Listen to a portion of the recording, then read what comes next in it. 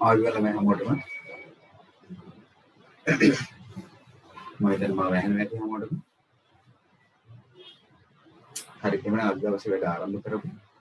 නතර වෙච්ච තැනින් අපි අවසානයේ නතර වුණේ කුලක පාඩමේ අවසාන අභ්‍යාසය. හරි. ඔව් අද පොඩි සිග්නල් ගැටලු තියෙන්න පුළුවන්. හරිද? පළවෙනි තත්ත්වයේ පොඩ්ඩක් අයහපත් හින්දා හරිද? උපරිම උත්සාහය බලමු ඉතින් කොහොම හරි කරනවා පන්තියේ කඩාකප්පල් කරගන්න නැතුව කරගෙන යන්න උත්සාහ කරමු. මොකක් හරි කොටසකදී අතපසු වීමක් වෙනවා නම් ඔයගලන්ට ඇහෙන්නේ නැතුව හරි මොකක් හරි යනවා නම් අද රාත්‍රියේ මම නැවත මේකේ රිපීට් එක දාන්නම්. ඒ නිසා YouTube එකෙන් බලන්න ඒ කොටසට අදාළ. ඒ නිසා පුළුවන් ප්‍රමාණය අපි කරමු. එහෙම නේද? දැන් සමහරක් පැතිවලට වහිනවා ඇති, බොරවනවා ඇති, විදුලි කොටනවා ඇති. හරිද? පුළුවන් ප්‍රමාණය අපි කරගමු. හරි මොකක් හරි අඩුපාඩුවක් වෙනවා නම් රෙකෝඩින් එක බලන්න පුළුවන්. හරිද? ගොඩාක් විදුලි කොටනවා නම් හරි ප්‍රශ්න තියෙනවා නම් හරි ඔයගොල්ලෝ ලොග් වෙන්න එපා. ඔයගොල්ලෝ අයින් වෙන්න. ඒව නැත්තම් කරගෙන යන්න. හරිද? මට කරගන්න පුළුවන් තාක්කල් මම කරන්නම්. හරිද? හරි. එහෙනම් වැඩ පටන් ගමු එහෙනම්. කුලක පාඩමේ අවසාන අභ්‍යාස මාලාව ඔයාලට කරන්න තිබ්බා. අපි අන්තිමට නතර වුණේ යන්නේ එතන. අවසාන අභ්‍යාස මාලාව අපිට තිබ්බා අභිශුන්‍ය කුලකයේ පිළිබඳව. ඒ ටික බලමු. අද දවසේ අපි අලුත් පාඩමට යන්න හදන්නේ. ඒකෙන් පස්සේ වර්ගඵලය කියන පාඩම. හරි. වැඩ ගොඩාක් තියෙනවා කතා කරන්න. ඉතින් කොටසෙන් කොටස මම ඒකයි අමතර දවස් 3ක් අමතර දවස් 2ක් දාලා මේ කරගෙන යන්නේ. ඉතින් සමහරක් කටියට පන්ති තියෙනවා ප්‍රශ්න ගොඩක් තියෙනවා කියලා මට කිව්වා. හරි කරන්න පුළුවන්. ඒ නිසා තමයි කරන්න පුළුවන්. එකම උදව්ව කරන්නේ රෙකෝඩින් එක නැවත වතාවක් YouTube එකට දාන්නේ. එහෙම එන්න බැරි කට්ටියට කොහොම හරි එකකින් කවර් කරගන්න පුළුවන් නේද? හරිද? ඒ නිසා මොකක් හරි හේතුවක් මත මම මේ දාන දවස්වල මේ වෙලාවල වලට එන්න බැරි වුණොත් කරුණාකර ඔයගොල්ලෝ පාඩම මග ඇරව ගන්න එපා. අටවසර වැදගත් කොටස් ටික මේ යන්නේ. ඒ නිසා තමයි දෙසැම්බර් මාසයේ පුළුවන් තරම් අටවසර වැදගත් කොටස් ටික අවසන් කරලා ඉවර කරන්න උත්සාහ කරන්නේ. එහෙම ඉඳලා ජනවාරි වල ඉඳලා අපි අලුත් කොටස ආරම්භ කරන්න බලාපොරොත්තු වෙනවා. හරි? හැබැයි අටේ වැදගත් කොටස් ටික කොහොම හරි මේ මාසෙ කම්ප්ලීට් කරගමු. ඕගලන්ට මම දීලා තියෙනවා ටියුට් මම හිතන්නේ දැන් කතා කරේ නැති තව එකක් ඇති දෙකක් ඇති. හරි මේ මාසෙ මම ඕගලන්ට දෙනවා මේ අවුරුද්දේ දෙවෙනි වාරයට අදාළව තුන්වෙනි වාරයට අදාළව ඕගලන්ට කරන්න ඕන පේපර්ස් දෙක. හරිද? ඒ දෙකත් ගන්න පුළුවන්. ඒකත් ඕගොල්ලෝ දැනට දන්න විදිහට කරන්න පටන් ගන්න ගත්තට පස්සේ. හරිද? මේ වැඩ ටික අවසන් කරලා කොහොම හරි 20 වෙනිදායින් විතර පස්සේ අවසාන සතියේදී මම මේ ප්‍රශ්න පත්‍ර ටික අත්‍යවශ්‍ය කොටස් ටික සාකච්ඡා කරන්න පටන් ගන්නවා. ඒක තමයි කරන්න තියෙන කරන්න බලාපොරොත්තු වෙන්නේ මේ මාසෙ තුල. උපරිම වැඩ ප්‍රමාණයක් සමහරකට දවස් 12ක් වත් අපිට මේ මාසෙ වැඩ කරන්න ලැබි. ඒ ටික මම කොහොම හරි කරනවා. කරලා මම ජනවාරි මාසේ ඔයාලගේ අලුත් වැඩ ටික පටන් ගන්නවා නම් මේ අවසර වැඩ ටික. හරිද?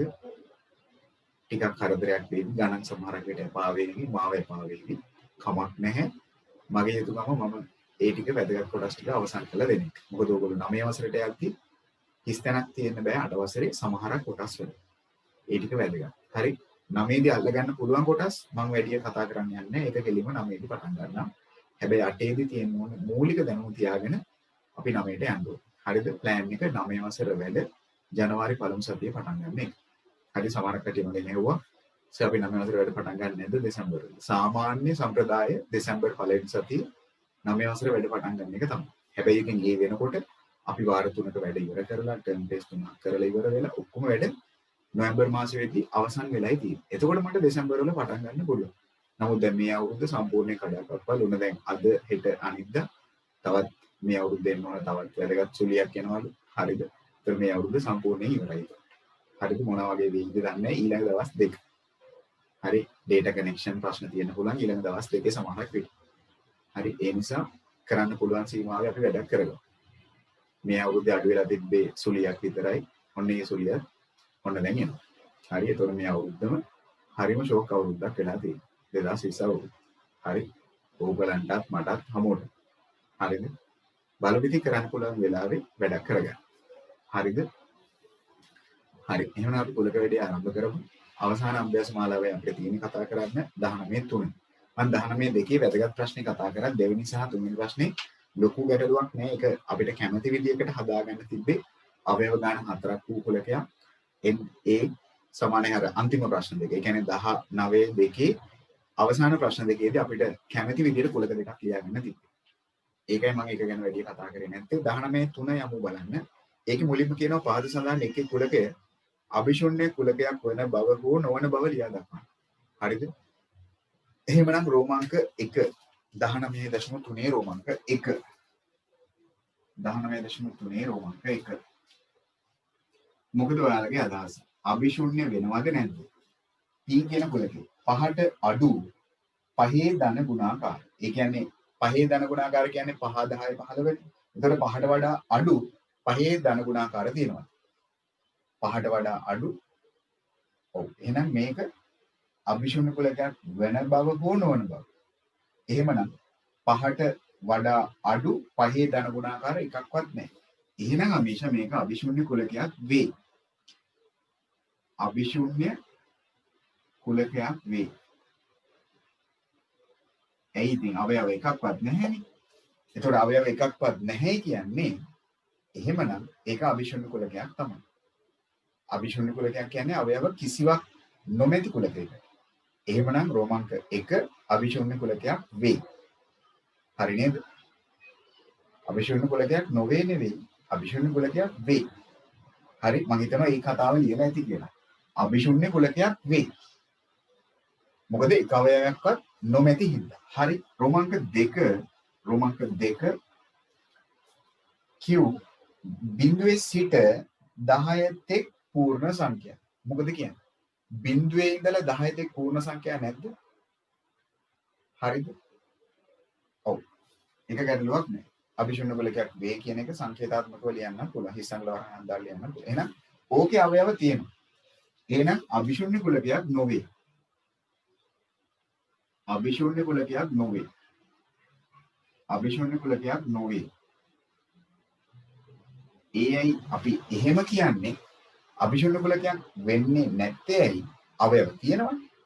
බිඳුවේ සිට 10 තෙක් ගන්න සංඛ්‍යා තියෙනවනේ 1 2 3 4 5 ඒවා තියෙනවා. එහෙමනම් අභිශුන්‍ය කුලකයක් නොවේ.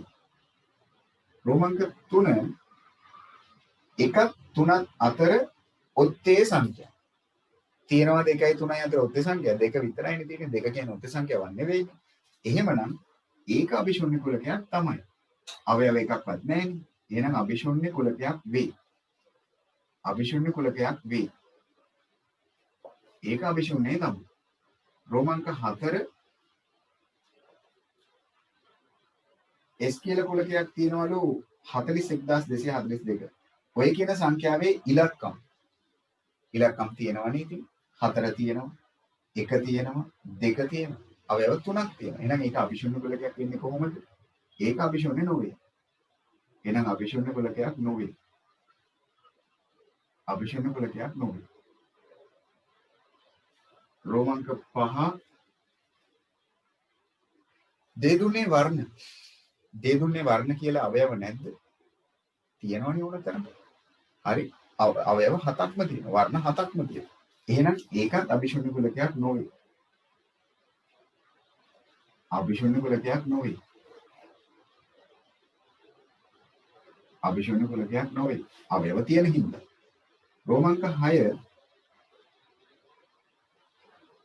ඔන්න බලන්නකෝ අන්තිම එක අභිශුන්‍ය කුලකයක් වෙනවද නැද්ද? අන්තිම එක. ඔව් දෙවෙනි කියන අන්තිම එක අභිශුන්‍ය කුලකයක් වෙනවයි කියලා. මොකද අපේ අනිත් අයගේ අදහස්. අභිශුන්‍ය කුලකයක් වේ. බවන්තත් කියන්නේ එහෙම. ඒකත් අභිශුන්‍ය කුලකයක් නොවේ. අභිශුන්‍ය කුලකයක් නොවේ. දැන් කට්ටිය කල්පනා කරනවා ඇයි මෙහෙම කියන්නේ කියලා. ඉතින් අනේ ඔතන ඔය කියන සංගල වරහන ඇතුලේ අවයව කිසිවක් නැද්ද කියන්නකෝ බලන්න. ඔය කියන අන්තිම උදාහරණේ රෝමාංක 6 කාරණේදී අවයව කිසිවක් නැද්ද? අවයව එකක් තියෙනවනේ. මොකක්ද? බිඳුව කියන අවයවේ තියෙනවනේ. ඉතින් මතකද මම ඔයගලන්ට කිව්වා අභිශුන්‍යයි කියන්නේ හිස් සංගල වරහනයි. හිස් සංගල වරහන කියන්නේ අවයව කිසිවක් නැහැ කියන්නේ. නමුත් ඉතින් ඕක ඇතුලේ බිඳුව තියෙනවනේ. හරි බිඳුව තියෙනවනේ. ඒක අවයවයක්. හිස් සංගල වරහණක් නෙවෙයිනේ දීලා තියෙන්නේ. එහෙනම් එතකොට ඒක කොහොමද අවිශූන්‍යයි කියලා කියන්නේ? එහෙනම් ඒක අවිශූන්‍ය නොවේ. අවයවයක් තියෙනවා. බිඳුව කියන අවයවයක් තියෙනවා. එහෙමනම් ඒක අවිශූන්‍ය කුලකයක් වෙන්නේ. ඔළුවේ තියාගන්න අවිශූන්‍ය බව කියන්නේ මොකක්ද? හිස් සංගල වරහණ. ඒ කියන්නේ සංගල වරහණ ඇතුලේ කිසිවක්ම තියෙන්න බෑ. පැහැදිලිද? ඔක්කොමලට මොකක්ද අවිශූන්‍ය බව කියන්නේ? හිස් බව. ඒ කියන්නේ සංගල වරහණ ඇතුලේ කිසිවක් තියෙන්න බෑ. ඒතර දැන් කට්ටිය හිතන ඉතින් බිඳුව කියන්නේ හිස්නේ. බිඳුව කියන්නේ හිස් නෙවෙයි. බිඳුව කියන්නේ යම් අවයවයක්. හරිද? ඒ නිසා රෝමාංක 6ක් අභිශූන්‍ය කුලකයක් නොවේ. එහෙනම් අභිශූන්‍ය කුලක වෙන්නේ රෝමාංක 1යි රෝමාංක 3යි විතරයි. අනිත් සියලුම අනිත් කාරණා හතරම අභිශූන්‍ය කුලක වෙන්නේ නැහැ. මොකද ඒගොල්ලන්ට අවයව තියෙන හින්දා. එච්චරයි. හරිද වැඩි? පැහැදිලිද? ඔන්න එහෙමනම් ප්‍රශ්නාංක 1. ප්‍රශ්නාංක 2 ඔන්න වැදගත් කතාවක් කියනවා මෙන්න මෙහෙම. එක්තරා කුලකයක් අපිට දෙනවලු පූර්ණ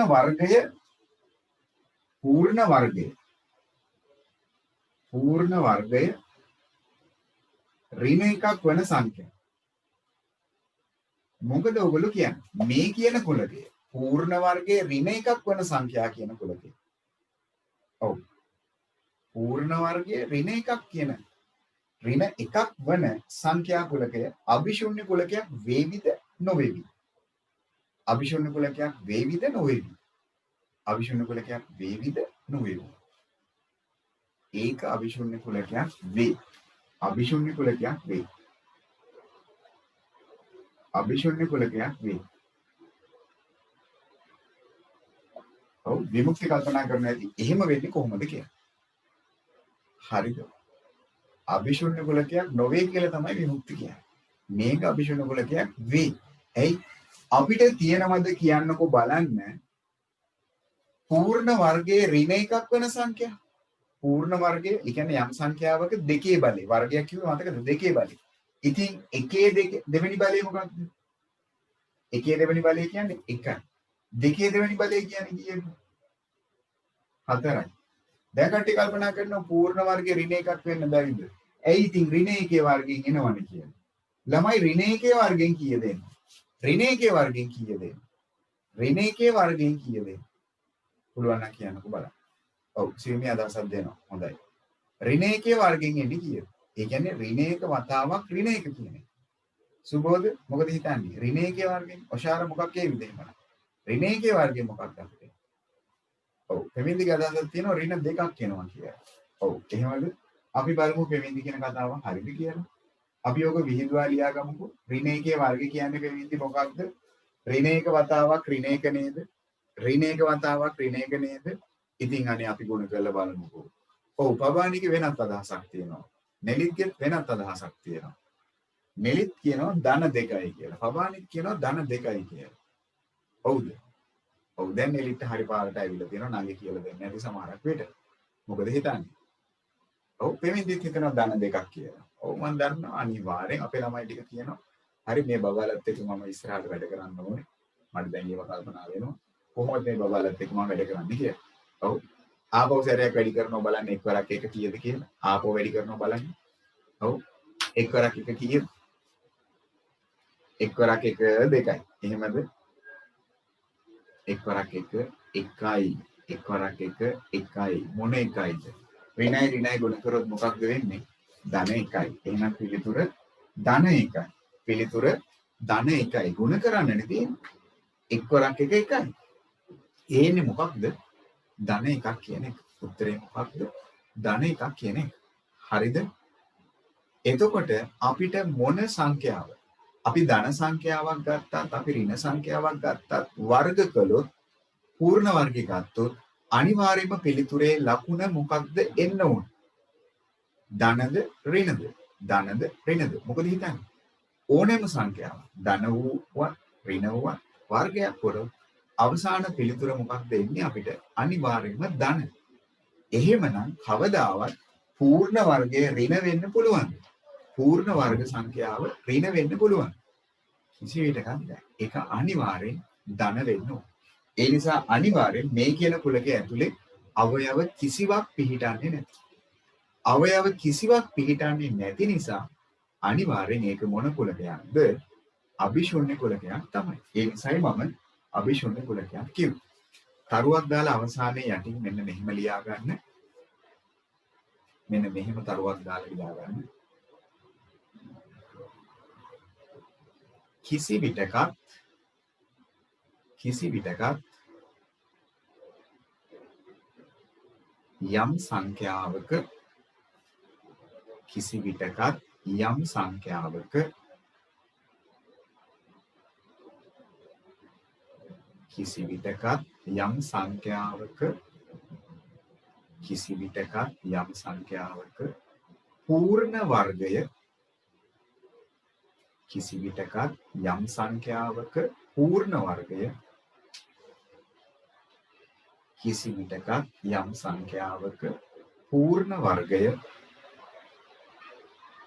කිසි විටකත් යම් සංඛ්‍යාවක පූර්ණ වර්ගය ඍණ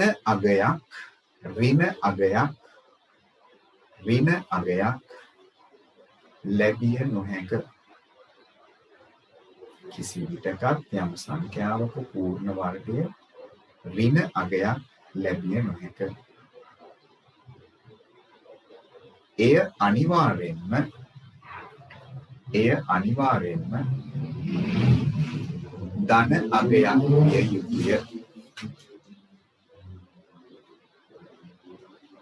එය අනිවාර්යෙන්ම ධන අගයක් විය යුතුය.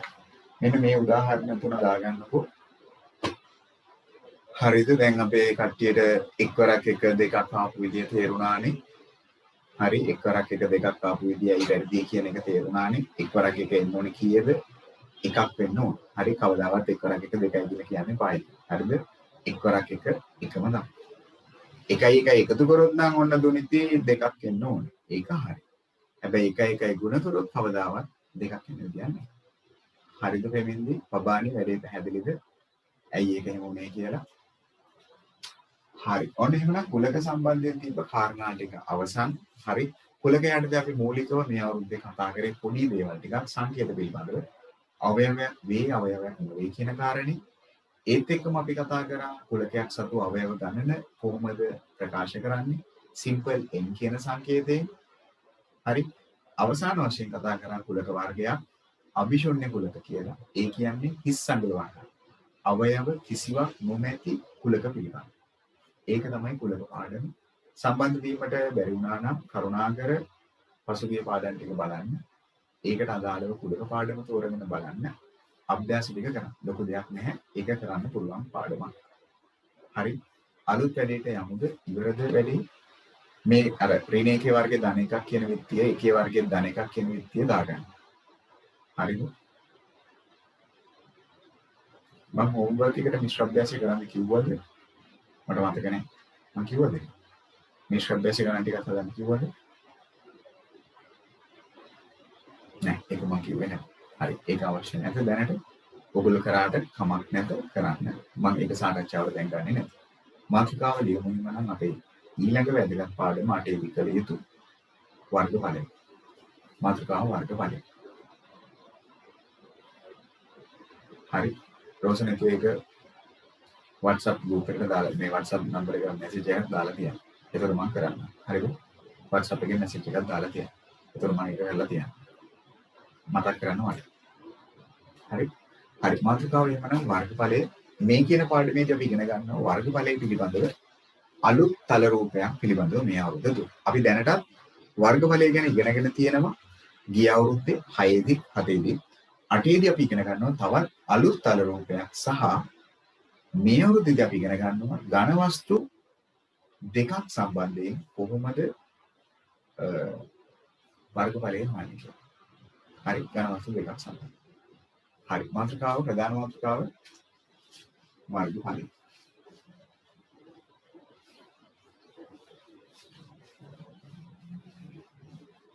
හරි. ඒ අර්ථ පළවෙනි තරුව දාලා මෙන්න මෙහෙම ලියා ගන්න. හැඳින්වීම කොහොමද මොකක්ද වර්ගඵලයක් කියන්නේ කියලා. ඔයගලන්ට මතක ඇති වර්ගඵලය කියන්නේ මොකක්ද කියන එක.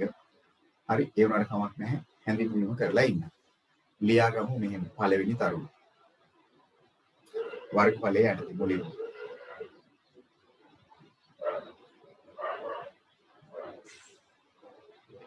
හරි මෙහෙම ලියාගමු. යම් තල රූපයක එකම තලයක තියෙන රූප තමයි තල රූප කියලා කියන්නේ. ඒ කියන්නේ සමචතුරාශ්‍රය, ඍජු කෝණාශ්‍රය. හරි අපි පොඩි කාලේ ඉගෙන ගන්නේ. වෘත්තයේ ඔක්කොම ඇවිල්ලා තල රූප. යම්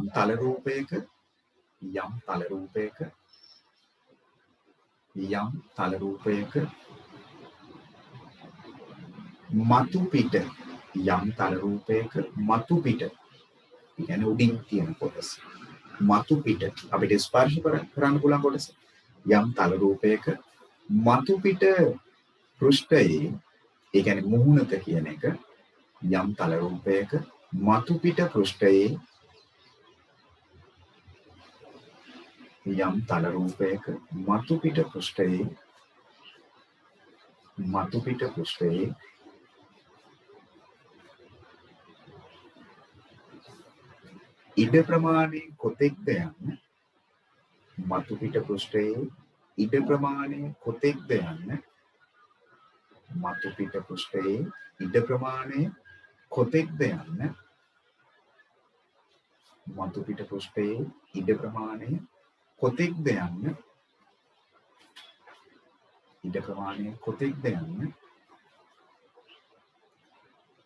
පෘෂ්ඨයේ ඉඩ ප්‍රමාණය කොතෙක්ද යන්න එහි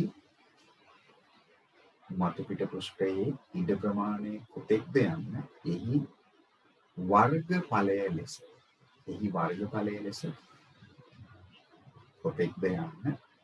වර්ගඵලය ලෙස දැක්විය හැකියි.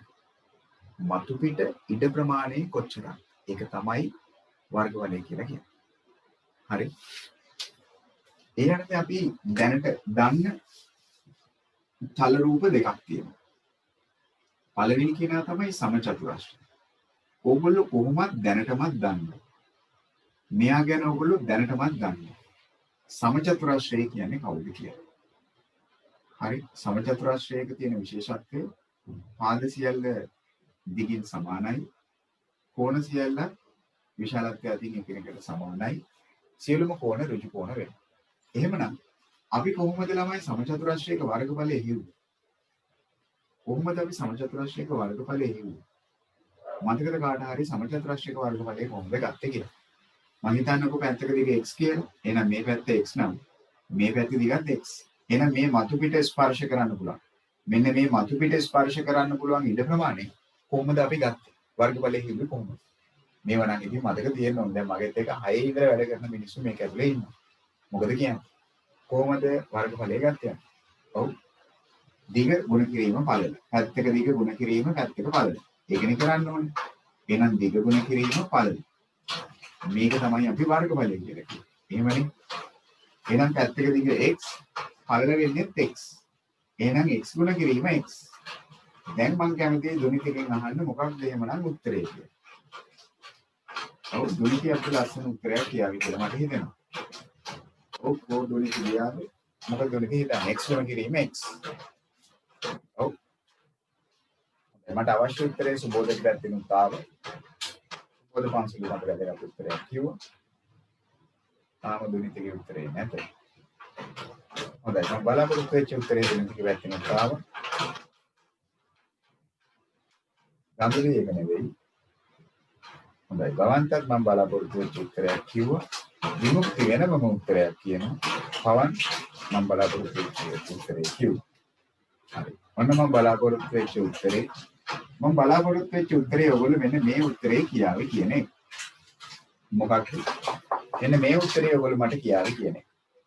ඒ බලාපොරොත්තු ඉෂ්ට කරා දුනිති සුබෝධ නෙවින් හරි නවින්දු හරි මේ උත්තරේ මට කිව්වා. ඒකෙන්ද ළමයි රෝසනෙතුත් කියනවා ඔන්න මේ උත්තරේ. අමිෂ කියන එක නෙවෙයි කියනවා. සිතුරු අභිනන්ද හිටියා නේද? මිනිහා කොහෙද? ඔව් මොකද කියන්නේ?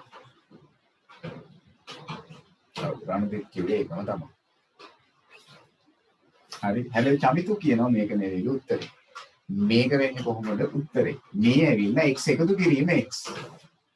x එකතු කිරීම x තමයි යන්නේ 2x කියන්නේ. සුබෝධ කල්පනා කරනවා සුබෝධ මොකක්ද වෙන්නේ කියලා. x ගුණ කිරීම x. ಗುಣ කරන්නනේ තියෙන්නේ. ඒතකොට මොකද වෙන්නේ? ඔව් දේශිකා කියනවා හරි මොකක්ද උත්තරේ වෙන්නේ x ගේ දෙවෙනි බලය. මතකද එහෙම දේවල්? 7 වසර දර්ශක පාඩම. x ගුණ කිරීම x ගේ දෙවෙනි බලය. ඔන්න අපේ ළමයි ගෙවල් වලට ඉඳලා වෙලා තියෙන දේවල්. හරි. ඔක්කොම මොලේ මැටි බැඳිලා තියෙන්නේ දැන්. ඒක තමයි වෙලා තියෙන්නේ. හරිද? එහෙනම් x ගුණ කිරීම x අපි කියන්නේ මොකක් කියලාද? x ගේ දෙවෙනි බලය. ඔන්න වර්ගඵලය. හරිද? හොඳයි. මෙන්න දැනගත්තා එහෙනම්. හරි වර්ගඵලයේ ඒකක අපි දානවා මොකක් කියලාද? වර්ග ඒකක කියලා. දැන් මෙතන ඒකකයක් දීලා නැති නිසා මම කියනවා වර්ගඵලයේ ඒකක වර්ග ඒකක කියලා. ඒ කියන්නේ ඕනෑම ඒකකයක වර්ගය ලියන්න ඕනේ. ඒ කියන්නේ සෙන්ටිමීටර වලින් තිබ්බොත් වර්ග සෙන්ටිමීටර. මීටර වලින් තිබ්බොත් වර්ග මීටර. ඒ විදිහට. හරි ඔන්න එහෙමනම් සමචතුරාශ්‍රයක වර්ගඵලය වෙන සූත්‍රය දිග ගුණ කිරීම පළල. ඕකෙදින් කොහොමද දැනටත් මතකත් තියෙන්න ඕනේ එක. හරි දෙවෙනි තල රූපය අපි දැනට දන්න ඍජු කෝණාශ්‍රය කියන කෙනාව. කොහොමද ළමයි අපි ඍජු කෝණාශ්‍රයක වර්ගඵලය කියන්නේ? දැන් මම හිතන්නකෝ ඍජු කෝණාශ්‍රයක තියෙන විශේෂත්වය. ඒක නම් පාද සියල්ල දිගින් සමාන නැහැ. හැබැයි සියලු කෝණ ඍජු කෝණ නම් වෙනවා. මේකේ මොකක්ද වෙන්නේ? ඉස්සරහට ඉස්සරහ. එහෙම නැත්නම් අපි කියනවා සම්මුඛව හිටන. හරි සම්මුඛව තියෙන පාද නම් එකිනෙකට සමාන තමයි. අපි හිතමු මේ දිග x මම හිතනවා මේ දිග y කියලා. එහෙමනම් මේකේ වර්ගඵලය අපි කොහොමද ගන්නේ? කොහොමද අපි ඍජු කෝණාශ්‍රයක වර්ගඵලය හොයාගන්නේ? සූත්‍රයේ වෙනසක් නැහැ ළමයි. අර සූත්‍රෙම තමයි. දිග ගුණ කිරීම පළල. දිග ගුණ කිරීම පළල. මෙන්න එහෙමනම් වර්ගඵලය වන්න ඍජු කෝණාශ්‍රයකට තියෙන සූත්‍රය. මේකම තමයි එතන දිග පැත්තක ගුණ කිරීම පැත්තක පළල. එක දිගක් එක පළලකින් ගුණ කරා. එහෙනම් මේකේ හැටියට මම ගත්තොත් දිග පැත්ත y පළල පැත්ත x නේ. එහෙනම් y ගුණ කිරීම x කියන්නේ ඉතින් ඒකමයි xy ඇල්ෆබෙටික් ඕඩර් එකට ලියමු. xy මෙන්න වර්ගඵලය. ඒකකයක් නැති නිසා අපි දානවා වර්ග ඒකක කියලා. ඒකකයක් නැති නිසා. හරි. ඔන්න පළවෙනි කාරණා දෙක සමචතුරාශ්‍රයක් වේවා ඍජු කෝණාශ්‍රයක් වේවා වර්ගඵලය හොයුව විදිය. මේක අපි 6 පාසල පන්තියේදී මුලින්ම මේ ගැන කතා කරන්න පටන් ගත්තා. හරි නේද? පැත්තක දිග ගුණ කිරීම පැත්තක පළල කියන එක. හරිද? පළවෙනි කාරණා දෙක. පළවෙනි තල රූප දෙක දැනට අපි දන්න දේ. පාඩම සම්පූර්ණ වෙන්න ඕන නිසා ඒක දාගමු. අංගාලා මේ කාරණා දෙක දාගමු ඉක්මනට. හරි පෙමින්දි. හරි. මම යන්නම් තුන්වෙනි තල රූපෙට. කොහොම අලුත් තල රූපය අපි ඉගෙන ගන්න මේ අවුරුද්ද තුල. සමචතුරාශ්‍රයත් ඍජු කෝණාශ්‍රයත් උන අපි ඊය අවුරුද්දේදී කතා කරේ. ඔන්න මේ අවුරුද්දේදී දෙනවා අපි අලුත් තල රූපයකට. මේකත් ඔයගොල්ලෝ දන්න තල රූපයක් නේද තමයි. හරි ඔයගොල්ලෝ දන්නම තල රූපයක් තමයි මේක.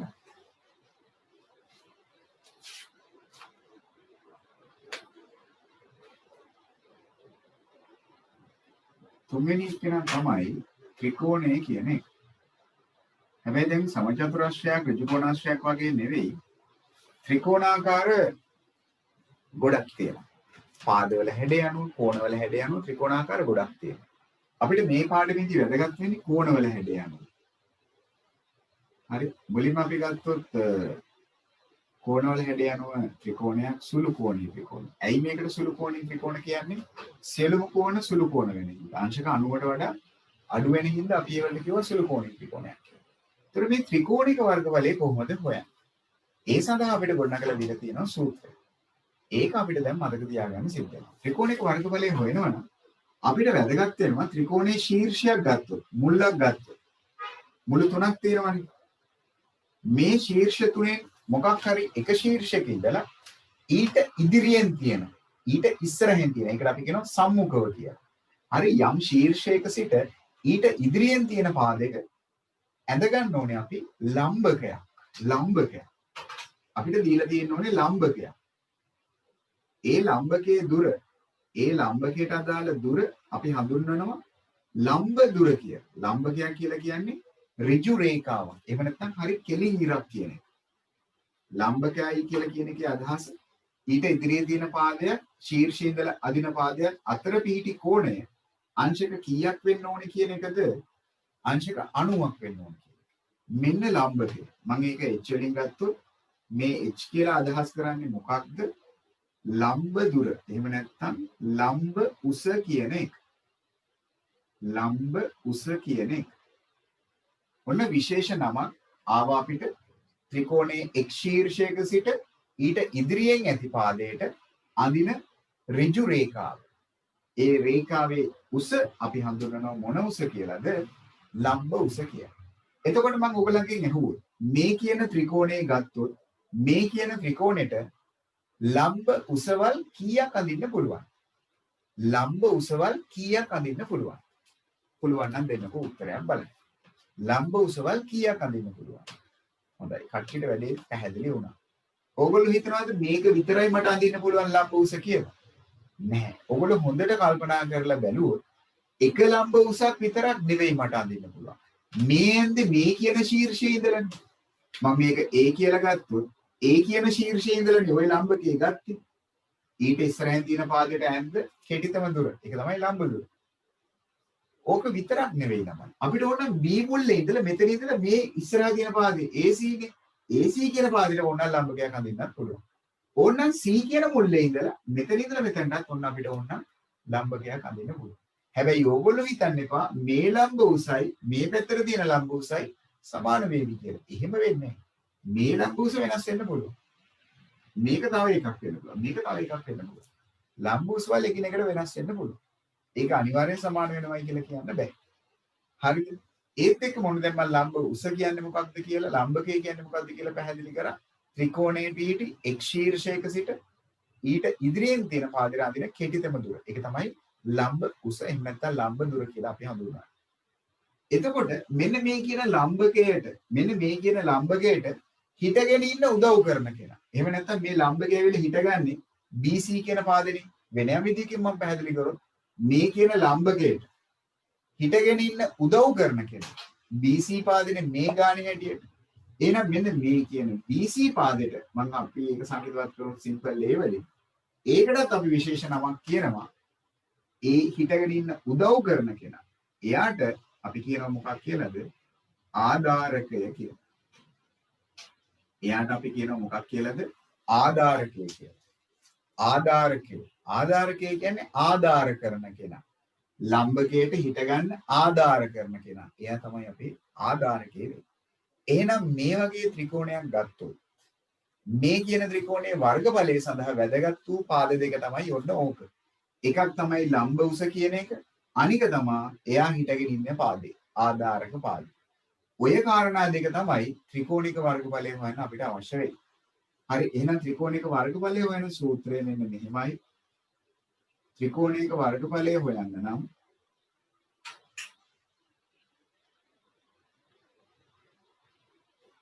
මේ සූත්‍රය මතක තියාගන්න වෙනවා ඔයගලන්ට. දෙකෙන් එක එහෙම නැත්නම් භාගය. දෙකෙන් එක වතාවක් දෙකෙන් එක ගුණ කිරීම ආධාරක පාදය. එහෙම නැත්නම් ආධාරකය ගුණ කිරීම ලම්බ උස. මේක තමයි ත්‍රිකෝණයක වර්ගඵලය හොයන්න අපිට තියෙන සම්බන්ධය වෙන්නේ. ත්‍රිකෝණයක වර්ගඵලය හොයන සම්බන්ධය වෙන්නේ මේක. හරි අපි ඒක ගොඩනගලා තියෙන ආකාරය ගැන නම් කල්පනා කරන්න ලොකු දෙයක් අවශ්‍ය නැත. මේ කියන සූත්‍රය අපි මතක තියාගන්න ඕනේ ත්‍රිකෝණයක වර්ගඵලයේ හෙවීම යටතේ. හරි ත්‍රිකෝණයක වර්ගඵලයේ සෙවීම යටතේ. ආධාරකය සහ ලම්බ උස කියන කාරණා දෙක තමයි ත්‍රිකෝණයක වර්ගඵලය හොයද්දී අපිට වැදගත් වෙන කරුණු දෙක වෙන්නේ. හරි දැන් මේ අපි අඳගත්තේ සුළු කෝණීය ත්‍රිකෝණයකට අදාළව. ඕනම ත්‍රිකෝණයකටත් කොහොම තමයි. හැබැයි අපිට වැදගත් වෙනවා අපි හොයාගන්න කොහොමද ලම්බ උස වෙන්නේ කොහොමද ආධාරකය වෙන්නේ කියලා. හරිද? මේක තමයි හැබැයි තියෙන පොදු සූත්‍රය ත්‍රිකෝණික වර්ගඵලය හොයන්න. දැන් මම තව උදාහරණයක් විදිහට තව ත්‍රිකෝණයක් අඳුනොත් කෝණවල හැඩය අනුව මෙන්න මෙයා ගැන. මෙයා ඇවිල්ලා විශේෂ ත්‍රිකෝණයක්. මෙයාට අපි කියනවා මේ ත්‍රිකෝණයේ එක ශීර්ෂයක් එක මුල්ලක කෝණයේ විශාලත්වය අංශක 90යි. ඒ නිසා මෙවැනි ත්‍රිකෝණ වලට අපි කියනවා ඍජු කෝණික ත්‍රිකෝණ කියලා. එහෙමනේ මතකනේ. මේ ත්‍රිකෝණයට කියන්නේ ඍජු කෝණීය ත්‍රිකෝණයක් කියලා. එතකොට ළමයි දැන් පොඩි ප්‍රශ්නයක් එනවා. මේ කියන ත්‍රිකෝණයේ අර කිව්ව ඍජු උසක් එහෙම නැත්නම් කෙලින් ඉරක් සරලව කියනවනම් හරි ලම්බ උසක් කොහොමද පේන්න තියෙනවා මේ පාද තුන දිහා බැලුව ගම. අමුතුවෙන් ඇතුලෙන් එකක් ගහන්න දෙයක් නැහැ මේ. අමුතුවෙන් ගහන්න දෙයක් නැහැ. කොහොමද ලම්බ උසක් එකේ පේනවා. මොකද්ද ඒකේ ලම්බ උස පේන්නේ ඔයගලන්ට? මොකද්ද ඔයගලන්ට පේන ලම්බ උස වෙන්නේ? AB කියන උස. කෙනෙක්ට ඕන නම් ඉතින් මේ පැත්තට හිතන්නත් පුළුවන්. ත්‍රිකෝණය දිහා මේ පැත්තට බලන්න. පොඩ්ඩක් ඔළුව බෙල්ල පොඩ්ඩක් කරකවල බලන්න. එතකොට මේකත් ඕන නම් කෙනෙක්ට හිතන්න පුළුවන් ලම්බ උසක් කියලා. කැමැත්තක් ගන්න පුළුවන්. එහෙනම් මම මේක ලම්බ උස විදියට හිතුවා. එතකොට එයාට හිට ගන්න උදව් කරන කෙනා කවුද? එයාට හිට ගන්න උදව් කරන කෙනා කවුද? එතකොට මේ පැත්තට ලම්බ උස හිතන්නත් පුළුවන් ඕන කෙනෙක්ට මේ පැත්තට ගන්නත් පුළුවන්. ඒකේ අවුලක් නැහැ. හැබැයි මෙයාව ලම්බ උස විදියට හිටියොත් හරි අපි ඒක හිතාගත්තොත් එයාට උදව් කරන කෙනා තමයි මෙයා. එහෙනම් මෙයා ඇවිල්ලා අපි කියන්නේ A. A කිව්වේ මොකක්ද? ආධාරකයේ වෙන්නේ. එහෙනම් ආධාරකයේ වෙන්නේ එතකොට මේ. ඍජුකෝණී ත්‍රිකෝණයක ත්‍රිකෝණය ඇතුළතින් අඳින්න ලම්බ දුරවල් අවශ්‍ය නැත. කෙලින්ම ලම්බකයක් එහෙම නැත්නම් ඍජු රේඛාවක් ඍජුකෝණී ත්‍රිකෝණයකට තියෙනවා. ඒ නිසා ඒක සරලයි. ඒක ලේසි. ඒ වගේම ඔයගොල්ලෝ දන්නවා තවත් ත්‍රිකෝණාකාරයක් තියෙනවා මොකක්ද? තවත් ත්‍රිකෝණාකාරයක් තියෙනවා මොකක්ද? කෝණවල හැඩය අනුව අංශක 90කට වඩා විශාල වූ අංශක 90කට වඩා විශාල වූ ත්‍රිකෝණයක් තියෙනවා එක කෝණයක්. මොනවාද ඒවලට අපි කිව්වේ? මහා කෝණී ත්‍රිකෝණ. මහා කෝණී ත්‍රිකෝණයක් ගත්තොත් ඇයි ඒකට මහා කෝණී කියන්නේ අපි? ඇයි යාට අපි මහා කෝණී කියලා කියන්නේ හේතුව? එක කෝණයක් අංශක 90කට වඩා විශාල වෙන නිසා. එහෙනම් එවැනි ත්‍රිකෝණයක එක මුල්ලක ඉඳලා අපි ඇඳොත් ලම්බකය. මම ඒ මුල්ලේ ඉඳලා ඇඳොත් මම කිව්වා වගේම ඕන මුල්ලක ඉඳලා අඳින්න පුළුවන්. හරි. මෙතන සිට ලම්බකයක් ඒ කියන්නේ හරිය ඍජු රේඛාවක් ඇඳගත්තොත් ඒ ලම්බකයේ පිහිටන්නේ ත්‍රිකෝණයට බාහිර. මම මේ කියන පාදේ පොඩ්ඩක් මෙහෙට දික් කරගත්තොත් හරි ඒකෙදි විශේෂ අවස්ථාවක් වෙනවා. අර කිව්ව ලම්බකයේ පිහිටන්නේ ත්‍රිකෝණයට පිටතින්. ත්‍රිකෝණයට එළිය. මොකද හරි කෙලින් ඉරක් ඊට ඉස්සරහින් තියෙන පාදේ BC නේ. ඒ වලට ඉස්සරහින් ඉන්නේ BC කියන පාදේ. ඒතර BC පාදේ මම ඍජු රේඛාවක් ඇන්දොත් හරියටම ඒක පිහිටන්නේ ත්‍රිකෝණයෙන් බාහිර. හරි. හැබැයි ඉතින් එයාට උදව් කරන කෙනා තමයි BC. එයාට උදව් කරන කෙනා තමයි BC. ඒ නිසා ඒක තමයි අපේ මොන දුර වෙන්නේද? ආධාරක දුර වෙන්නේ. එහෙනම් A කියන්නේ BC. ලම්බකයේ පිහිටන්නේ ත්‍රිකෝණයට බාහිර. අන්න ඒක තමයි කෝණවල හැඩය අනුව ත්‍රිකෝණවල වර්ගඵලයේ සොයද්දී තියෙන වෙනස. සුළු කෝණී ත්‍රිකෝණයක ත්‍රිකෝණය ඇතුළතම පිහිටන්න පුළුවන්. ඍජු කෝණී ත්‍රිකෝණයක ත්‍රිකෝණයේ පාදය දිගේම පිහිටන්න පුළුවන්. හැබැයි මහා කෝණී ත්‍රිකෝණයක ලම්බ උස ත්‍රිකෝණයට පිටතින් පිහිටන්න පුළුවන් වෙනවා. අන්න ඒකයි විශේෂත්වය වෙන්නේ. අන්න ඒකයි විශේෂත්වය වෙන්නේ. හරිද? අන්න ඔළුවට ගන්න ඕන දෙයක් දැන් මම කියලා දුන්නා. හරි. හැබැයි මොන ආකාරයක ත්‍රිකෝණයක් වුණත් වර්ගඵලය හොයන්න අපිට තියෙන එකම එක සූත්‍රයයි මොකක්ද? දෙකෙන් එක වතාවක් ආධාරකයේ ගුණ කිරීම ලම්බෝස කියන එක. දෙකෙන් එක වතාවක් ආධාරකයේ ගුණ කිරීම ලම්බෝස කියන එක අපිට වැදගත් වෙනවා ලම්බකයේ හරියට හඳුනා ගන්න. ඒත් එක්කම අපිට හරියටම වැදගත් වෙනවා ආධාරක වාදයේ කවුද කියන හොයාගන්න. හරිද? ඒක කිසි ගැටලුවක් නැහැ. එහෙනම් ලම්බකය හිටගෙන ඉන්න කෙනා එයා තමයි ආධාරකය වෙන්නේ. ලම්බකය හිට ගන්න උදව් කරන කෙනා තමයි ආධාරකය වෙන්නේ. හැබැයි ඔයා මේක ලම්බ උස විදියට හිතුවොත් ඔයාගේ ආධාරකය වෙන්නේ එතකොට මෙයා. ඇයි මෙයාට හිට ගන්න උදව් කරන්නේ මේ පාද. එතකොට ලම්බකයේ ආධාරකයේ මාරු වෙන්න පුළුවන්. ගැටලුවක් නැහැ. ආධාරකයේ ගුණ කිරීම ලම්බ උස කිව්වත් ලම්බ උස ගුණ කිරීම ආධාරකයේ කිව්වා. ඒ නිසා ඒ කරුණු දෙක මාරු වුණාට කිසිම ගැටලුවක් නැහැ. ආධාරකයේ ලම්බකයේ විදියටත් ලම්බකයේ ආධාරකයේ විදියටත් මාරු වුණාට අවුලක් නැහැ. මොකද දෙක ගුණ කිරීම තුන කියන්නේ තුන ගුණ කිරීම දෙක කියන්නේ දෙකම එකක් හින්දා. අවසාන උත්තරේ එකයි. හරිද? ආකාර තුන ඇඳගන්න ඒ වලින් අදහස් කරන්නේ මොකක්ද? H වලින් අදහස් කරන්නේ මොකක්ද කියන එක. ඒත් එක්කම අවසානයේ කොටු කරගන්න කොහොමද ත්‍රිකෝණික වර්ගඵලය හොයන්නේ කියලා. අපි ගැටලු කරද්දී තවදුරටත් ආධාරකයේ ලම්බෝස හොයාගන්න විදිය පැහැදිලි වෙයි. දැනට මේ සටහන දාගන්න. හරිද? ආපහු ගැටලු ටික කතා කරද්දී ඕගලන්ට මම මේ දේ නැවත පැහැදිලි කරන්න. ඉස්සෙල්ලා සටහන දාගන්නකෝ.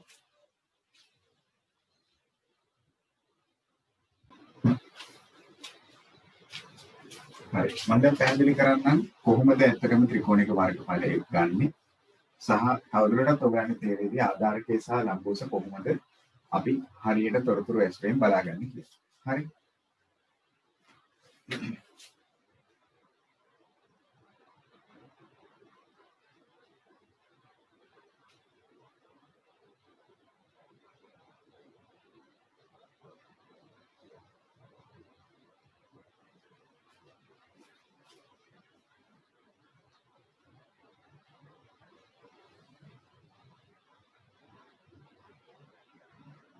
මගේ පළවෙනි උදාහරණය ඔන්න මම ගන්නම් ත්‍රිකෝණයක්. මෙන්න මෙහෙම. මේ කියන ත්‍රිකෝණය අපිට දීලා තියෙනවා මෙන්න මේ දිග ඇවිත් සෙන්ටිමීටර් 7යිලු, මේ දිග ඇවිත් සෙන්ටිමීටර් 9යිලු, මේ දිග ඇවිත් සෙන්ටිමීටර් 12යිලු. ඊට අමතරව අපිට තොරතුරක් දීලා තියෙනවා මේ කියන ත්‍රිකෝණයේ ඇතුළතින් ඍජු රේඛාවක් ඇඳලා තියෙනවා. ඒක අපිට අල්ලගන්න පුළුවන්. මෙතන කෝණේ අංශක 90යි කියලා ඒගොල්ලෝ දෙන හින්දා අනිවාර්යෙන් මේ රේඛාව හරි කෙලින් කියන එක අපිට තේරුමක් ගන්න පුළුවන්. ඍජු රේඛාව අපිට දීලා තියෙනවා සෙන්ටිමීටර් 6යි කියලා. එහෙමනම් හරිද? කොහොමද අපි මේකේ වර්ගඵලය ගන්නේ? අපිට දෙනවලු මේ ඍජු රේඛාවේ එතන සෙන්ටිමීටර් 5යි කියන්නේ. සෙන්ටිමීටර් 5යි කියලා දෙනවා. සෙන්ටිමීටර් 5යි කියලා අපිට දෙනවා. එහෙමනම් මේ කියන ත්‍රිකෝණයට අදාළව අපි හරියට පරීක්ෂා කරලා බලන්න ඕනේ මොකක්ද ආධාරක පාදය මොකක්ද ලම්බ උස කියන්නේ කියලා. ලේසියෙන් හොයාගන්න පුළුවන් කාරණේ තමයි ලම්බකය. මට පුළුවන් නම් කියන්නකෝ ලම්බකය වෙන්නේ මොකක්ද කියලා. මොකක්ද අපේ ලම්බකය වෙන්නේ? සෙන්ටිමීටර මම මේ අනවශ්‍ය ඒවා දීලා තියෙනවා. අවශ්‍ය නැති පාදයක් දීලා තියෙනවා. අවශ්‍ය පාද දෙක ඔයගොල්ලෝ හරියට තේරුම් ගන්න ඕනේ. එහෙනම් ලම්බකයේ හැමෝම තේරුණා එහෙම. ඔන්න ලම්බ උස කියන්නේ කොච්චරක්ද කියන හැමෝටම පැහැදිලි වුණා. එහෙනම් දැන් ලම්බකය කියන්නේ මේකනේ යන්නේ ඍජු රේඛාවනේ. ඕක තේරුම් ගන්න පුළුවන්නේ. එහෙමනම් කියන්නකෝ බලන්න කවුද ආධාරකයේ වෙන්නේ කියලා. දැන් කල්පනා කරන්නකෝ කවුද ආධාරකයේ වෙන්නේ කියලා. ඉතින් ඔය තේරලා තියෙන කට්ටියට හොඳයි. මොකක්ද ආධාරක පාදය වෙන්නේ? එතකොට මේ ලම්බකය අඳින්නේ මොන ශීර්ෂයේ ඉඳලාද? මෙන්න මේ මුල්ලේ. ලම්බකය අඳින ශීර්ෂය අල්ලගන්න. මෙතන ඉන්නේ ලම්බකය අඳින්න පටන් ගන්න තියෙන්නේ. ඒ ශීර්ෂයේ ඉඳලා හිටගන්නේ ගිහිල්ලා මොන පාදේ උඩද? සෙන්ටිමීටර් 7 උඩද? එහෙම නැත්නම් සෙන්ටිමීටර් 9 උඩද? නැහැනේ යන්නේ. එහෙනම් කීයේ උඩද මෙයා ගිහිල්ලා හිටගන්නේ? මෙතනින් අඳින ශීර්ෂයෙන් පටන් ගන්න මේ ලම්බ දුර ගිහිල්ලා මොන පාදේ උඩද හිටගන්නේ? මේ කියන 12 සෙන්ටිමීටර පාදේ උඩ. ඕක පැහැදිලිනේ හැමෝටම. එහෙනම් වර්ගඵලය කියන්නේ මොකක්ද ත්‍රිකෝණයක වර්ගඵලය හොයන සූත්‍රය? එහෙමනම් දෙකෙන් එක වතාවක් ආධාරකය ගුණ කිරීම ලම්බ උස. කෙටියෙන් ලියන්නේ ඔන්න ඔහොම. භාගයයි ආධාරක පාදයේ ගුණ කිරීම ලම්බ උස. අනිවාර්යයෙන්ම සූත්‍රය කෙටියෙන් ලියමින් හරි කරන්න. සම්පූර්ණයෙන්ම ලියනවා නම් වඩා හොඳයි. කෙටියෙන් ලියමින් හරි කරන්න. එහෙමනම් ඔයගොල්ලෝ දැන් මට කිව්වා ආධාරක පාදයේ වෙන්නේ කීයද 12 කියලා. ලම්බ උස වෙන්නේ කීයද? ඔයගොල්ලෝ කියන විදිහට අන්න 5. 7යි 9යි අනවශ්‍ය කරුණු දෙකක් දීලා තියෙනවා. ඒක අවශ්‍ය නැහැ රැවටෙන්නයි ඒක දීලා තියෙන්නේ. ඒක හරියටම ඔයගොල්ලන්ට රවට්ටන්න තමයි දීලා තියෙන්නේ. ඒකට අපි හරි පාද තෝරා ගන්න ඕනේ. එහෙනම් දැන් කොහොමද කරන්නේ? හරි. ඒක තමයි ත්‍රිකෝණික වර්ගඵලය හොයන්න ගොඩනගලා දීලා තියෙන සූත්‍රය. ඒ සූත්‍රය තුල දෙකෙන් එකක් අනිවාර්යයෙන්ම ගන්න ඕනේ. ඒ සූත්‍රය ගොඩනගලා තියෙන්නේ ඒ විදිහට. ඒකයි අපි ඇත්තටම කරන්නේ. තව දුරටත් ඔයගලන්ට පැහැදිලි කරොත් මම ඒක පැහැදිලි නොකර හිටියේ මේක තවත් අනවශ්‍ය කරුණක් වේවි කියලා හිතලා භාගයේ එන්න හේතුව මෙන්න මේකයි. ඔයගොල්ලෝ හිතන්නකෝ ඍජු කෝණාශ්‍රයක් ඇත්තටම මහා සරල දෙයක් තියෙන. ඉතින් මේක සමහර කටියට තේරුම් ගන්න අපහසු වේවි කියලා හිතලයි මම ඒක නොකිය හිටියේ. දැන් මේ කියන ඍජු කෝණාශ්‍රයේ ඔයගොල්ලෝ වර්ගඵලය හොයනවා නම් දිග පැත්ත වැඩි කරනවා නේද පළල පැත්තේ? ඒක හැමෝටම පැහැදිලි නේද? දිග ගුණ කරනවනේ පළලෙන්. ඕකනේ ඍජු කෝණාශ්‍රයේ වර්ගඵලය හොයන්නේ. එහෙමනම් මේ කියන ඍජු කෝණාශ්‍රයේ ශීර්ෂ දෙකක් යා කරොත් යා කරලා අපි රේඛාවක් ඇන්දොත් මේකට අපි කියනවා විකර්ණයක් කියලා. මෙහෙම ඇන්දොත් එතකොට මේ කියන ඍජු කෝණාශ්‍රයේ වර්ගඵලයේ සමාන කොටස් දෙකකට වෙන් වෙනවා නේද? හරිද? එතකොට දැන් මේ කියන සම්පූර්ණ ඍජු කෝණාශ්‍රයේ වර්ගඵලය හොයනවා නම් x ගුණ කිරීම y නේ. දිග ගුණ කිරීම පළලනේ. එතකොට ඔය කියන මෙන්න මේ කොටසේ විතරක් වර්ගඵලය හොයන්න නම් මොකක්ද මම කරන්න ඕනේ? මේන උත්තරේ දෙකට බෙදන්න ඕනේ. අන්නේ දෙකට බෙදීම තමයි දෙකෙන් එකක් කියලා අපි දාලා කරන්නේ. එතකොට ඕගොල්ලෝ හිතන්න මේක මම මැකුවොත් මේන්නේ මොකක්ද ඕගලන්ට? මේන්නේ මොකක්ද ඕගලන්ට? ඍජු කෝණාශ්‍රයකින් භාගයක් නේ. කියන්නේ මේන්නේ ත්‍රිකෝණයක් නේද? අන්න ත්‍රිකෝණයක වර්ගඵලය වෙන සූත්‍රයේ විදිහට ඒගොල්ලෝ ගොඩනගලා දීලා තියෙන්නේ ඔන්න ඕක. සම්පූර්ණ ඔය කියන කොටසට අදාළ ඍජු කෝණාශ්‍රයක් හිතලා ඒකෙන් භාගික වර්ගඵලය තමයි ඇත්තටම ත්‍රිකෝණික වර්ගඵලය වෙන්නේ. ඕක තමයි ඔය භාගයයි ආධාරකයේ ගුණ කිරීම ලම්බ උස කියන කාරණේ ගොඩනගලා තියෙන විදිහ. ඒක අවශ්‍ය නැහැ. ඒ නිසායි මම ඕගලන්ට සූත්‍රයේ විතරක් කිව්වේ. තවත් ඒක අපැහැදිලි කරවන්න අවශ්‍ය නැති හින්දා. හරිද? ඒ අනුව තමයි දෙකෙන් එක කියන එක ඇවිල්ලා තියෙන්නේ. දැන් කෙනෙක් මගෙන් ඇහුවා ඇයි දෙකෙන් එකක් එන්නේ කියලා. හරි දෙකෙන් එකක් එන්න හේතුව තමයි මම කලින් කිව්වේ ඒක ඔයගලන්ට දැනට අවශ්‍ය නොවන හින්දා. නොකිය හිටියේ මම ඒකයි. හරි එහෙනම් දෙකෙන් එක වතාවක් ආධාරක පාදයේ ගුණ කිරීම ලම්බ උස. එච්චරයි. ඕක මතක තියාගන්න ওই සූත්‍රයට අපිට තියෙන්නේ ආදේශ කරන්න විතරයි එතනින් පස්සේ. එහෙමනම් දැන් මෙතනින් පස්සේ තියෙන ඉතින් වර්ගඵලයේ පාඩම නෙවෙයි භාග පාඩම. ඕගොල්ලෝ දන්නවා මේ 12 15 කවුද ඉන්නේ කියලා? කවුද 12 15 ඉන්නේ? 1. 5 15 කවුද ඉන්නේ පේන්නේ නැතුව? 1. එතනින් එහාට තියෙන ඉතින් ඕගලන්ට භාග සුළු කිරීම. භාග සුළු කිරීම හැමෝම දන්නවා. ඉතින් කොහොමද වෙන්නේ? ඔව්. ඔව් මොකද වෙන්නේ? 2යි 12යි කපන්න පුළුවන් නේද? උඩයි යටයි කපන්න පුළුවන් භාග සුළු කිරීම වලදී මතකද දන්නේ නැහැ දැන් සුබෝධට? ඒවත් අමතක කරලා දන්නේ නැහැ සුබෝධ? හරි. 2යි 12යි දෙවරක් චක්‍රයෙන් කපන්න පුළුවන්. එහෙනම් දෙවරක් 1යි 12ට දෙවරක් 6යි. එහෙම නේද? එහෙමනම් දැන් උඩ ටික වැඩි කරලා උඩට දාමු. 1 වරක් 6 6යි. 1 වරක් 6 6යි. 6 වරක් 5 30යි. පහළ ටික වැඩි කරමු. 1 වරක් 1 1යි. 1 වරක් 1 1යි. එහෙනම් 30 යට 1. එකක් දාන්න ඕනේ නැහැ කියලා මම කියලා තියෙනවානේ. පහළට ආවොත් හරය තුලට ආවොත් වර්ගඵලයේ ඒකක මේ දීලා තියෙන ඔක්කොම සෙන්ටිමීටර වලින්. එහෙනම් වර්ග සෙන්ටිමීටර. ඔන්න වර්ගඵලයක් හොයන විදිය. හරි. ඔන්න වර්ගඵලයක් හොයන විදිය. පළවෙනි උදාහරණය යටතේ. ත්‍රිකෝණයක වර්ගඵලයක් හොයන විදිය. පොඩි දෙයක් තියෙනවා. ආධාරක පාදයේ සහ ලම්බුස හරියට හඳුනා ගැනීම. ආධාරක පාදයේ සහ ලම්බුස හරියට හඳුනා ගැනීම. ඒක ඔයගොල්ලෝ හරියට හඳුනාගත්තොත් වර්ගඵලය වෙන එක නම් මහ ලොකු දෙයක් නෙවෙයි. එතනින් පස්සේ තියෙන්නේ භාග සුළු කිරීම විතරයි. හරිද? 20ක් නෙවෙයි 30ක් එන්න ඕන උත්තරේ. හරි. මම දෙවෙනි උදාහරණයක් කිව්වා. ඔන්න බලන්නකො දෙවෙනි කාරණේ මම කියන.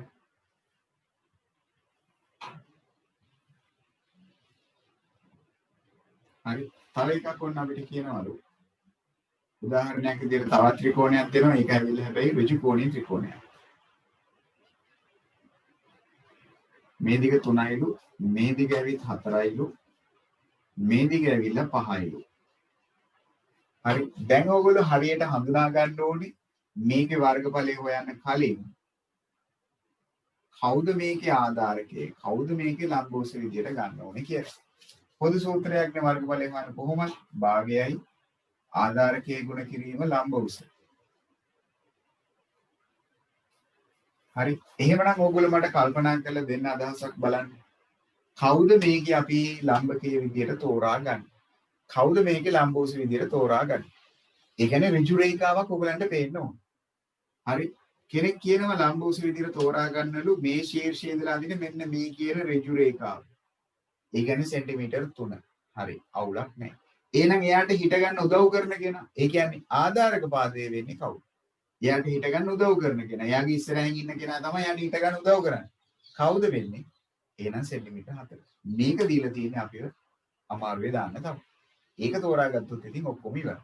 එහෙනම් මෙයා ලම්බ උස නම් මෙයා තමයි කවුද අපේ ආධාරක පාදයේ වෙන්නේ. එහෙමනම් දෙකෙන් එක වතාවක් ආධාරක පාදයේ විදියට 4ක් ලම්බ උස විදියට එහෙමනම් 3ක්.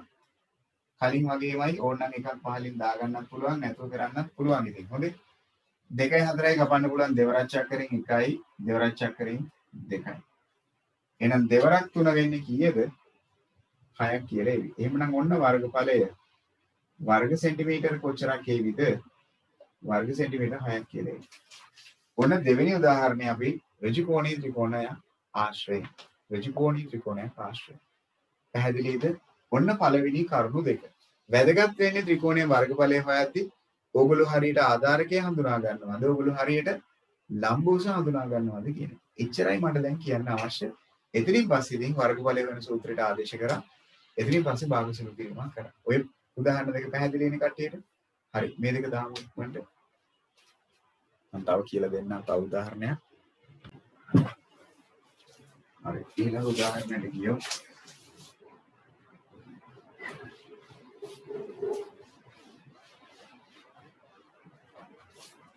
හරි. මම තවත් කාරණයක් කියන්නම්.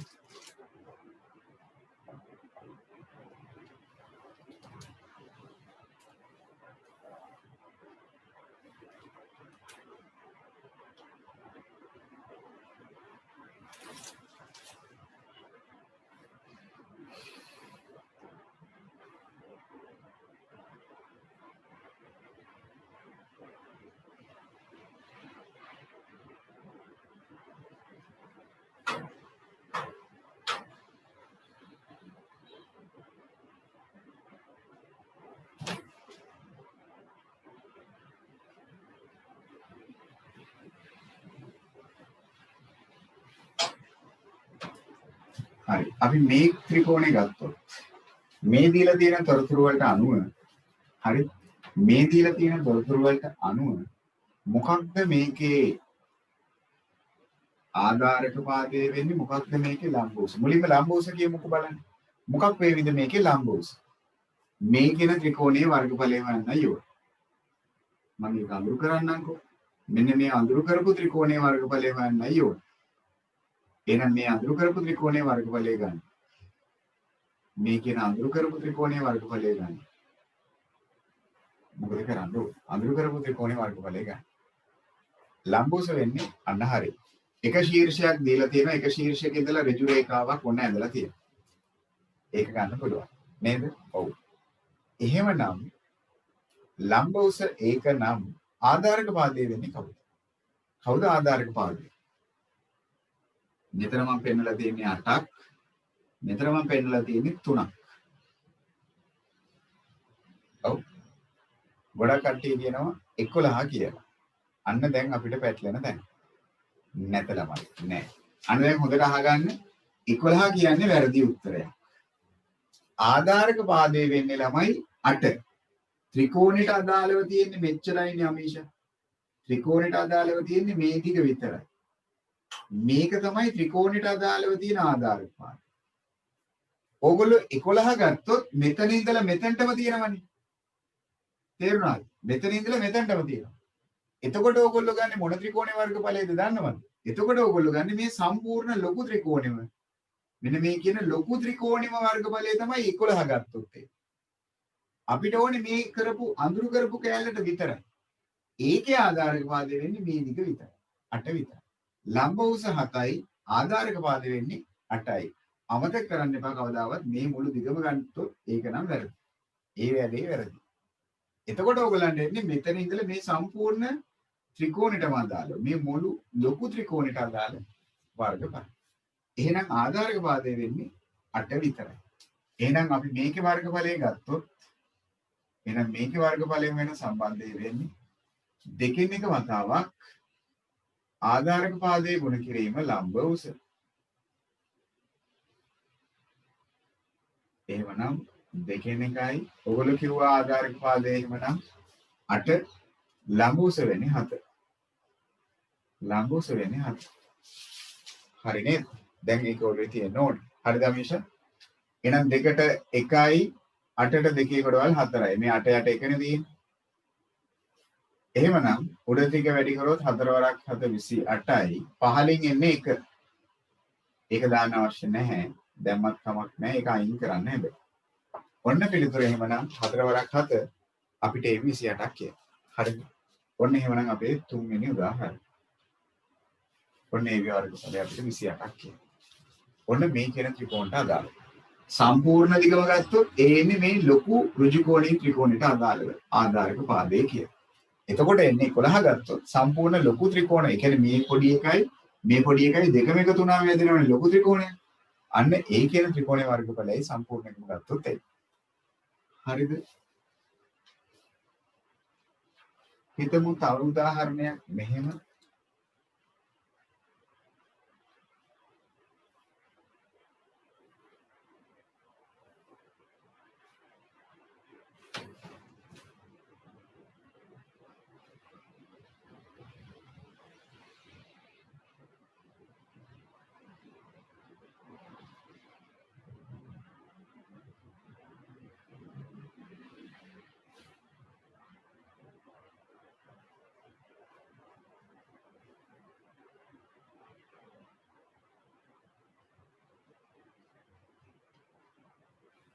හරි. මේ කියන ත්‍රිකෝණයේ වර්ගඵලය ගත්තොත් මේ කියන ත්‍රිකෝණයේ වර්ගඵලය ගත්තොත් පළමුව හොයාගන්නයි කියලා මම කිව්වේ මොකක්ද?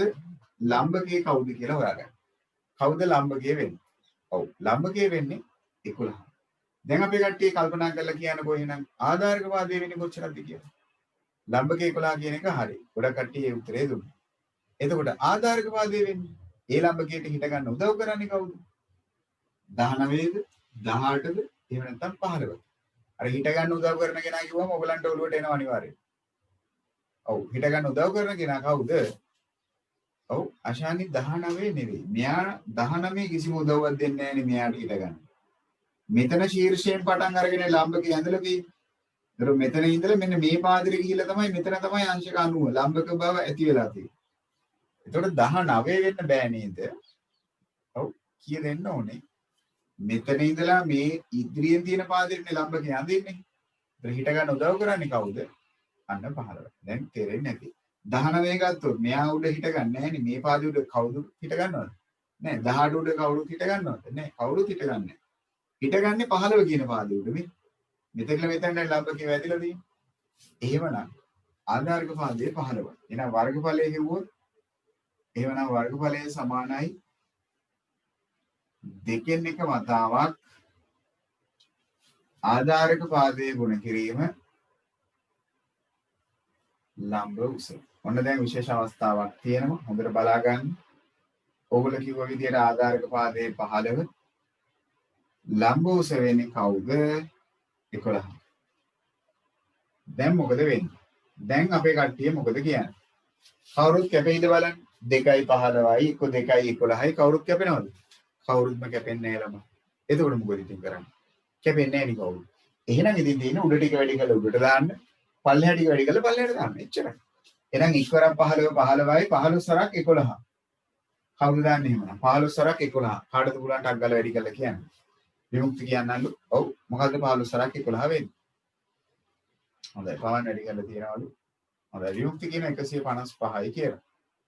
155යි කියලා විමුක්තිය අදහසක් තියෙනවා. ඔව්. අශානි කියනවා 55යි කියලා නෑ. ඔව්. 165ක් එනවා. විමුක්ති ගුණ කිරීම වැරද්දක් වෙලා. 15 සරක් 11 165ක් එනවා. පල්ලෙහාට ටික වැඩි කරොත් දෙවරක් 1 2යි දෙවරක් 1 2ම තමයි. එහෙනම් දැන් මොකද වෙන්නේ? 165 ඉරි කැලේ තේරුම බෙදීමනේ. බෙදන්න ඕනේ දැන් දෙකෙන්. එහෙනම් අපි පැත්තක බෙදලා බලමු. ඔන්න දැන් මම ඒකත් කියලා නම් බෙදෙන විදිය. එකට නෑ 16ට 8යි ඉතිරි බිඳුවයි. පහ ගත්ත පල්ලෙහාට 5ට 2 කොටවල් 2යි 4යි ඉතිරි 1යි. බිඳුවක් ගත්ත දශම දෙක තිබ්බා. 10ට 2 ඒවා 5යි. එහෙමනම් 82.5යි. ඕගලන්ට මිශ්‍ර සංඛ්‍යාවක් විදියට උනත් තියන්න පුළුවන්. ඒක ගැටලුවක් නෑ. 82යි දෙකෙන් එකයි කියලා මිශ්‍ර සංඛ්‍යාවක් විදියට උනත් තියන්න පුළුවන්. එන වර්ගඵලයේ ඒකක වර්ග සෙන්ටිමීටර. ඒකක අමතක කරන්නත් එපා. 82.5. හරිද? ඔන්න ත්‍රිකෝණයක් ආශ්‍රිතව තවත් කාරණයක්. හරි. මේන් විසුම් දෙකක් දාගමු. ටක් ගාලා.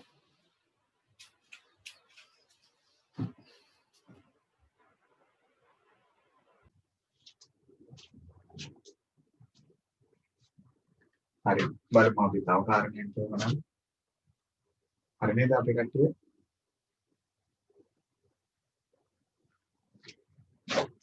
හරි.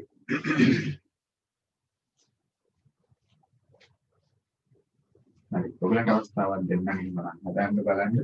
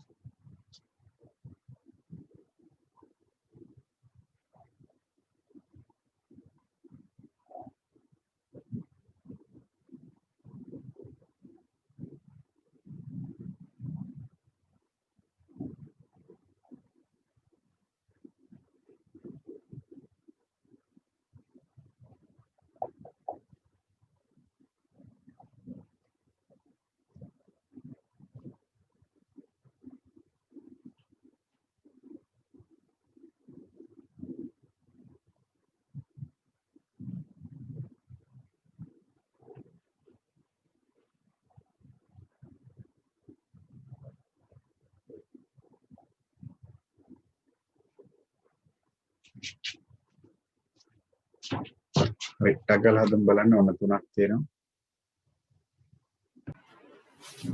හරි ගොඩක් කට්ටිය අවසන් වෙලේ බලමු එහෙනම්. පළවෙනි කාරණේ ගත්තොත් වර්ගඵලය සමානයි භාගයයි ආධාරක පාදයේ ගුණ කිරීම ලම්බෝස. එහෙනම් භාගයයි ආධාරක පාදයේ හා ලම්බෝස තෝරාගත්තොත් ලම්බකය වෙන්නේ 5 ආධාරකය වෙන්නේ එහෙනම් 10. දැන් හඳුනා ගැනීම පුළුවන් ඔයගලන්ට 5යි. එහෙනම් 5 වන 25. හරය තුලින් එකනේ එක දාන්න අවශ්‍ය නැහැ.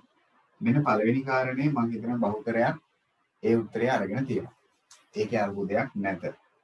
දෙවෙනි කාරණේ ගත්තොත් වර්ගඵලය සමානයි භාගයයි ආධාරක පාදයේ ගුණ කිරීම ලම්බ උස.